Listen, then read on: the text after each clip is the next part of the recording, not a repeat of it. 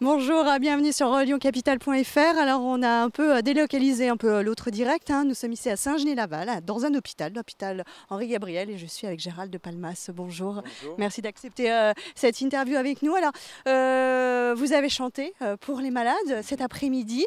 La première chose que l'on m'a dit quand je suis allée les voir un peu pour recueillir leurs premières impressions, ils m'ont dit mais au départ on n'y croyait pas qu'il allait venir. Ah bon? Eh bien écoute, c'est gentil, je suis flatté. Non mais je l'ai déjà fait, je le referai. Alors justement, pourquoi vous êtes là dans ce gymnase? Pourquoi vous avez accepté cette initiative? On est nombreux à faire ça. Je t'avoue la vérité, moi du moment que je joue, je suis content. Peu importe l'endroit, du moment qu'il y a des gens et que je joue devant les gens avec mes camarades, je suis heureux de jouer. Comme je le disais tout à l'heure à un autre journaliste, c'est vrai que dans ce genre de cadre, il y a quand même une charge émotionnelle différente, évidemment.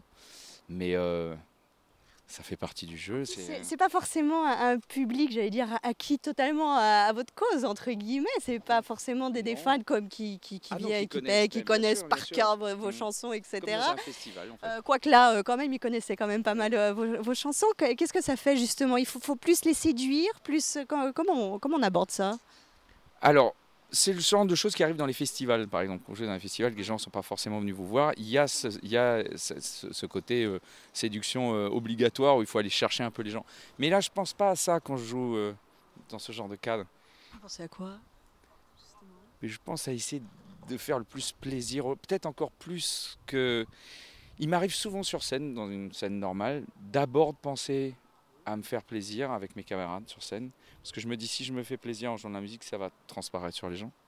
Peut-être que quand on est dans un cadre comme ça, on se sent un petit peu plus chargé de faire vraiment plaisir aux gens. C'est pas toujours bien d'ailleurs, parce que ça crée une espèce de tension au début. Dans les premiers morceaux, il y a toujours une espèce de tension, parce qu'on a vraiment envie de les divertir, voilà, de changer un peu leur quotidien. Il y a une espèce de pression au début. Puis après, ça se calme et la musique prend le dessus. Quand la musique prend le dessus, c'est un langage universel, la musique. Oui, justement, le personnel soignant me disait qu'à travers le son, le rythme, pour ces gens qui sont aussi en rééducation, c'est un peu particulier.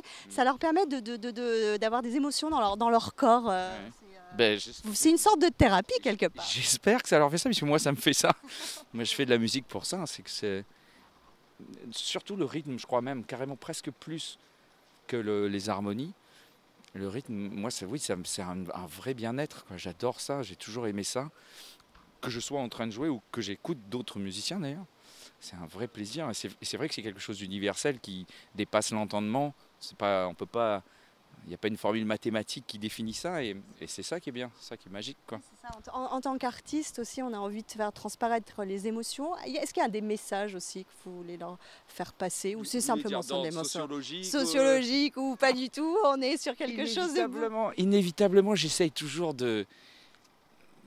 il transparaît toujours dans mes textes, même quand ça peut parler d'une histoire qui n'est pas forcément en rapport avec un thème vraiment sociologique ou un truc de société qui se passe. Mais inévitablement, ça transparaît. J'essaie toujours de... Oui, vous faites partie quand même de ces auteurs un peu à texte, comme on dit. Je sais pas, en tout cas... quand même, oui, vous ne le revendiquez pas, mais voilà. Il n'empêche. Mais oui, je vous dis, après... J'espère que... Entre le populaire et cette espèce de chant. Entre deux eaux. Ouais. Mais non, j'imagine que j'essaye de faire passer des choses un petit peu plus profondes que le ciel est bleu, la mer est verte et ma braguette doit être fermée normalement. Donc voilà, tout va bien. Merci beaucoup Gérald de Palmas d'avoir répondu à toutes nos questions.